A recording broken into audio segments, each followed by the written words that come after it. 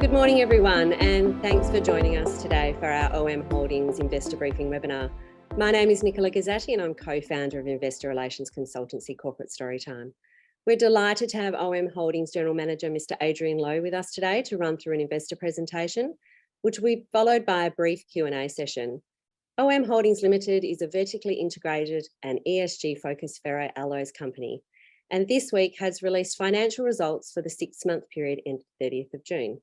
The results demonstrate strong profitability and improvements in key financial metrics over the previous corresponding period. So without further ado, I'm pleased to hand over to Adrian, who will present a comprehensive update from the OM Holdings headquarters in Singapore. Adrian, over to you. Thanks, Nicola. Thanks for the great introduction. Thank you everyone for making time this morning. I hope you can see the slides clearly. So without further ado, I am just going to jump straight into the numbers. And so, I think one key thing to note is that we changed our presentation currency from Australian dollars to US dollars with effect 1st of January this year. So that's why all the numbers look a bit lower. But look, this change really is to reflect sort of functionally what's happening at OMH, because a lot of our costs and literally all of our revenues are denominated in USD. And so with that out of the way, look, I think we delivered a great set of numbers in the first half of 2022.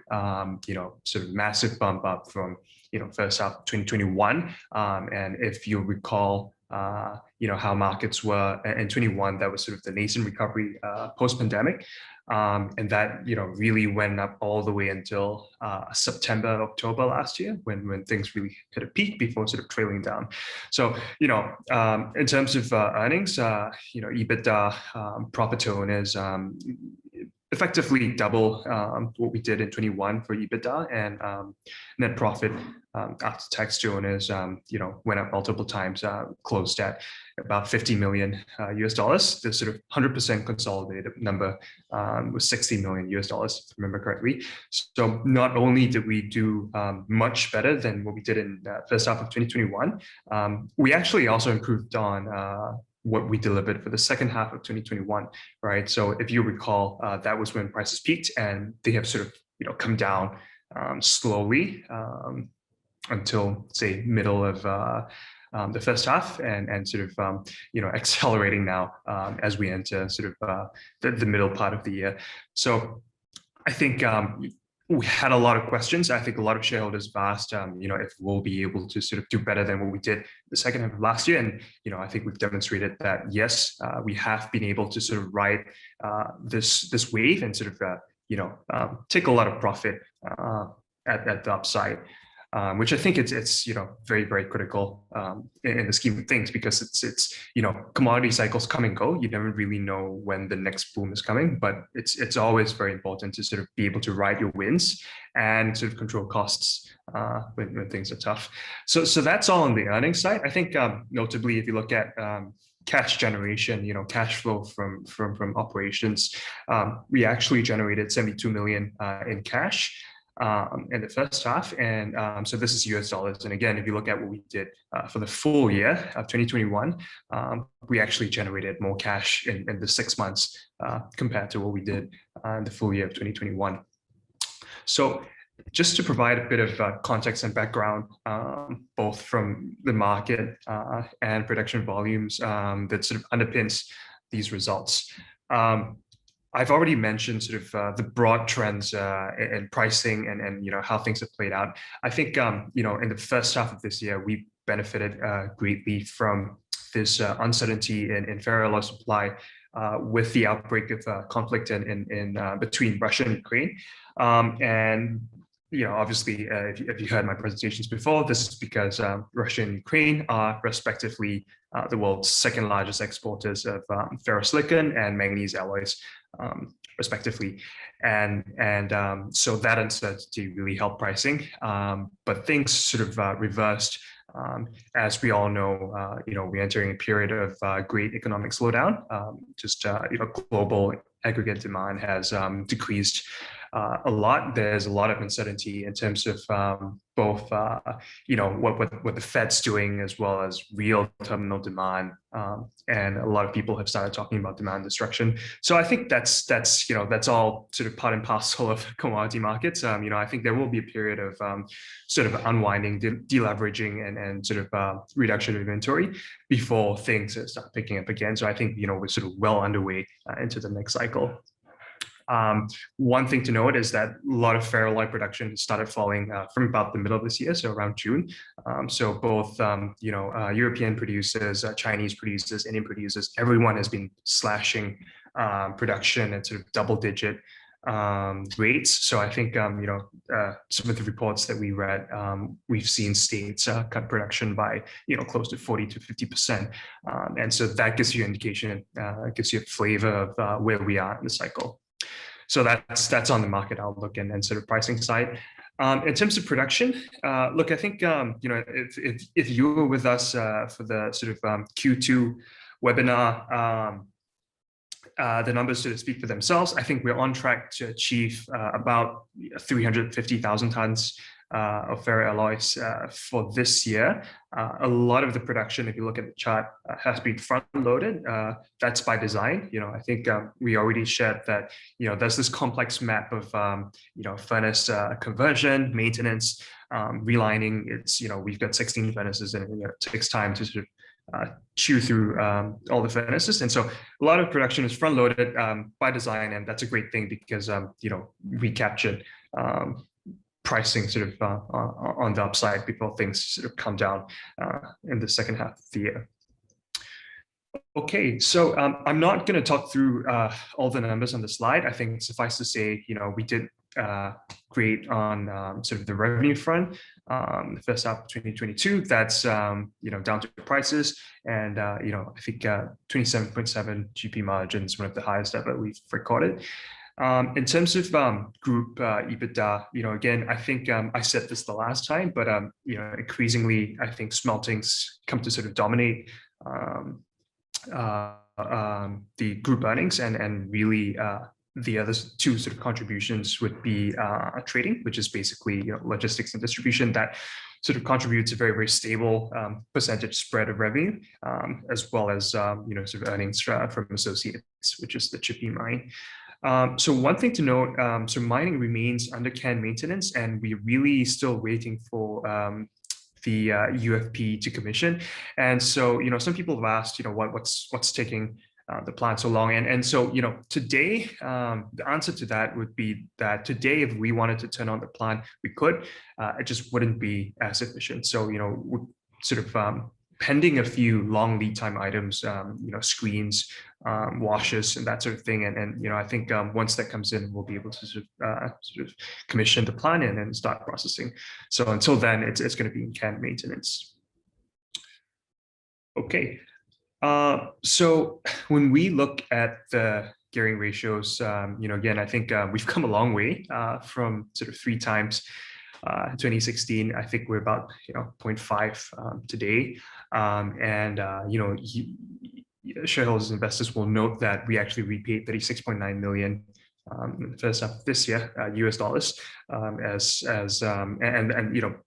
sort of sizable chunk of this went towards the PF, the project finance facility, with sort of a smaller chunk that goes into sort of the rotating facility that we have for raw materials at Sarawak. And so, look, I think the idea is that we are in a position where the project has done well for itself. Numbers speak for themselves, and it's time really to sort of exit this very, very restrictive project finance structure where we don't really, where management doesn't really have control over sort of what debt levels we ought to be targeting, and a lot of the cash is locked up in sort of various mechanisms. So I think in the next 1 to 2 years we will look to sort of refinance this into a sort of more vanilla sort of debt arrangement. Besides that, I think you can see how cash flow movements sort of went in the first half of 2022. I think the only difference between what you're seeing now in the last chart is that there were, I think we are spending a bit more in terms of investing this year, but that's really sort of around the furnace conversion, maintenance, plus sort of the base load sustaining capex. So again, I had this question the last time, but basically. The 4 furnace conversion projects, 2 manganese, 2 silicon metal. The manganese ones, as I mentioned, we've already delivered, and so those furnaces are in production. So 4 furnace conversion projects and sort of doing major maintenance for all the furnaces. That's going to cost us about $50 to $60 million. And so that's already provided for in the cash flow. That's what we're spending this year. And that's it. So this is a very short presentation. I think we'll leave more time for Q&A, but I think would like to draw your attention to the key ratios, the bottom left corner of the page. So as we stand today, trailing 12 months earnings, the P ratio is just under 3.5 times. So I think that speaks for itself. But I think more importantly for a shareholder base and sort of potential investors. One question we get a lot is always comes back to the dividends. So I think we will be launching an official dividend policy very shortly. So stay tuned. This will come out in the near term. And so the current thinking is that we will aim towards distributing a certain amount from earnings during the growth phase, and then sort of post-growth phase and sort of steady state, that number will change. So, management is working very, very closely with the board as we speak, and so stay tuned. And with that, that's the last slide. Happy to open the floor to questions now. Thanks for the update, Adrian. That was fantastic. So we'll move on to the Q&A section of our webinar today. Our first question is, there seems to be a large deferred tax expense in the recent reported financials for the first half of 2022 of $22 million US. In the cash flow overview, there appears to be an amount of approximately $4 million US having been paid, with a remainder of approximately $18 million seemingly to be deferred tax, and it is noted that this relates to OM Sarawak. What event triggered this tax expense, and how should we think about both income tax and cash income tax going forward in relation to the Sarawak operations? So that's a very specific question. Look, I think, so I don't have all the information in front of me, but I'll just address, that 18 million because that's pretty sizable. So that relates to sort of OM Sarawak's pioneer status tax incentive. I think we're in between years now. So, I think the last time I mentioned, it's a 10-year sort of tax incentive. It's 5 plus 5. The first 5 years have just lapsed. We are assuming during the renewal process, which sort of is underway right now, that the next 5 years will not start until they tell us it has. So we have sort of provided for that for the year 2022. And just to remind everyone, the sort of second 5 years, we will, 30% of Sarawak's income will be taxable at the Malaysian tax rate of 24%. So that 18 million's just, sort of been provided until we know with certainty when the next 5 years starts, whether it's 22 or 23. Thanks, Adrian. Our next question is, can you guide towards an estimate for CapEx spend in the second half of 2022 and in the first half of 2023? Yeah, look, I think for the full year of 2022, it's going to be 50 to 60 million, like I shared, and that's probably not going to deviate too much. For 2023, I think a lot of the potential spending is very contingent on funding. So, the next major project would be, the expansion of manganese alloy smelting in Sarawak, 2 new furnaces. That's about 90 million. So that's contingent on funding. Besides that, I think if you look at sustaining capex of between 10 to 15 million, as well as the other sort of smaller projects, exploration in Western Australia, and the UFP rectification, with the screens, that's 1 to 2 million. So it's not really sizable or material in the scheme of things. Our next question, would you consider the minority interest in the Shippy manganese mine as core, or would you consider monetizing this to fund investments in the smelting JV and or furnaces? Look, I think that is cool, to answer it in a very simple way. The thing about manganese ore mines is, if you want something that's sizable and, sort of sits at the bottom of the cost curve, there aren't many new ones. And so, you just got to hold on to the ones that you already have, I think. And the thing is, obviously that there's always a price for everything, but I think, Chippy at this point in time delivers great value, both from a financial investment perspective, as well as from a strategic perspective when it comes to the ore flow. We're also doing distribution of the chippy ore in China that sort of complements, existing business. So I think I would say it's core at this point. That's not something we're going to monetize. Our next question for today is, how do you plan to fund the acquisition of the 25% of the Sarawak operations which you don't already own? Right. So look, I mean, this question comes up a lot, and I think it's going to be asked a lot more as we approach the end of the year. But look, we generated 70 million in cash in the first half of the year. So, I think we've demonstrated that cash generation is pretty significant. Obviously, the sort of counter argument to that, we actually repaid a lot of that to the lenders, but you have to keep in mind that a lot of that, sort of non-trivial amount of that was actually paid down to the sort of working capital facility that can be sort of freed up again. So that's a very complicated answer to say that there's still cash there. Besides that, we're actually working on 3 different options at this point in time for sort of bridging debt facilities and various forms and flavors and costs. So I think we have all the we have all the proposals we need on the table. And it's really a matter of just deciding which option to take. This just number one, create optionality. We've got 2 to 3 years time to decide whether to sort of pay that down, roll that over, or sort of raise equity. And number 2, most importantly, I think for shareholders, we should not be in a position at this point in time with the current share price to sort of dilute shareholders. And I think that's the last thing we want. Next question, can you provide ballpark estimates for the approximate cost for producing 1 tonne of ferrosilicon, 1 tonne of silicomanganese, and 1 tonne of ferromanganese? So for ferrosilicon, I think we have guided last year that historical costs are around say plus minus $1,000. With the increase in sort of freight, with the increase in raw material prices, I think probably closer to 1,300 to 1,400 today.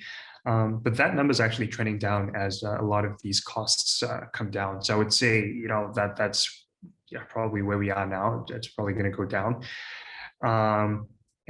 So keep in mind that at sort of this cost.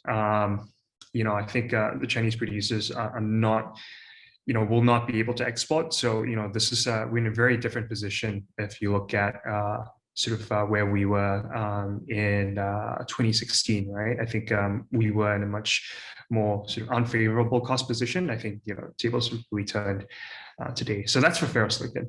For silicomanganese, I think I shared the last time that we were around $1,000, but historically, I think the cost of silicomanganese has been between $800 to $900, and I think that's where we're going to return to very soon, with manganese ore prices sort of coming down very, very sharply. If you look at the benchmark sort of fast markets 44 grade index.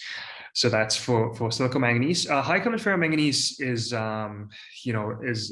historically, I think from vast majority of the time, it has been cheaper to produce than silicomanganese. So I think you can just refer to the cost of silicomanganese. Okay, another question.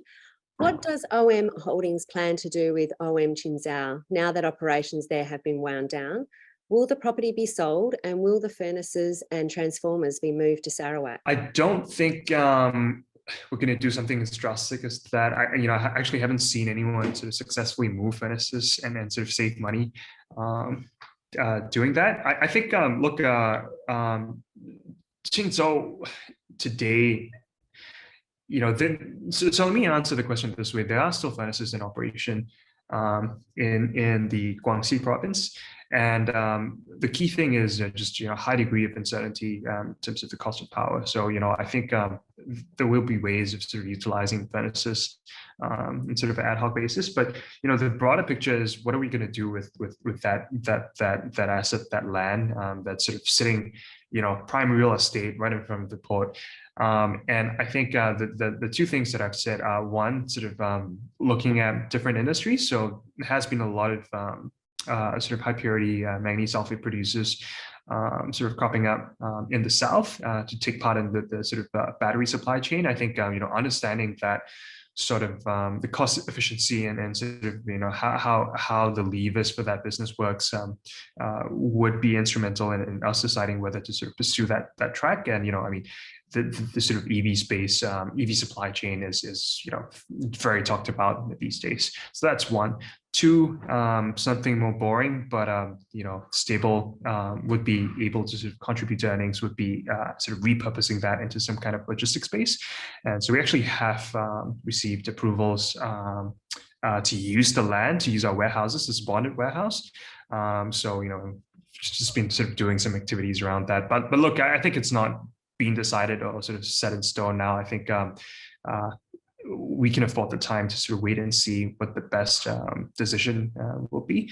And until then, we have the option of sort of utilizing those furnaces. Thanks, Adrian. With Bootu Creek in care and maintenance status, can shareholders assume that the mining division is unlikely to contribute greatly to revenue and earnings going forward? And would you consider divesting Bootu Creek? Let me answer the first question first. So I think the mining division is unlikely to contribute to revenue in say the next 1 to 2 years. So say 12 to 18 months. And, that's keeping in mind that we have a few projects underway in Western Australia. And, I was just sharing that with someone earlier that where we are with Briar now, I think we'll most likely actually be able to release some kind of, get to a resource statement at some point in time. And then the decision would be, should we sort of start mining at Briar? Or do we, sort of string all these resources together to build, a bigger mine in Western Australia? And I think we have demonstrated that, we're able to sort of place element 25 ore and sort of, and we have done trials to consume the ore ourselves. So that's all part of the, bigger mining strategy. And I think that will only sort of materialize after the next, 12 to 18 months. As for Bootu Creek itself, I think, look, there's always a price for everything, but, I think at this point in time, we think we'll be able to sort of deliver value from what remains in Bootu Creek by sort of treating the tailings and taking that material to Sarawak, to Sinter. But yeah, there's a price for everything. I wouldn't say that's, we wouldn't rule that out. Okay, and our final question for today is, how are current shipping rates influencing operating costs for OM's core businesses? Look, I think on the alloy side, in terms of the alloy export, so freight to say, East Asia, Southeast Asia is something between something like $30 to $50. So that's not really significant in the scheme of things, right? Because ferroalloy prices are, 1,600 or so. What's really affecting the core business, I think, is the cost of shipping raw material. And so, these are sort of low value items, and we ship in bulk from China, from India. And so that's what's really affecting sort of raw material. The cost that we're paying at the smelter gate. I think that's come down quite a bit. So if you look at, sort of freight rates, shipping manganese ore, that's come down quite significantly. And so, I think we are expecting both sort of bulk rates and sort of container freight rates to come down in the next 6 months. Well, Adrian, that appears to cover the majority of questions from our audience today. And if you do have any further questions for Adrian, please feel free to forward them to info@corporatestorytime.com. That concludes our webinar for today. So I wish to say thank you to Adrian and the OM team for the update. And thanks everyone for attending. Thanks, Adrian. Thank you. Thanks, Nicola. Thanks everyone for attending.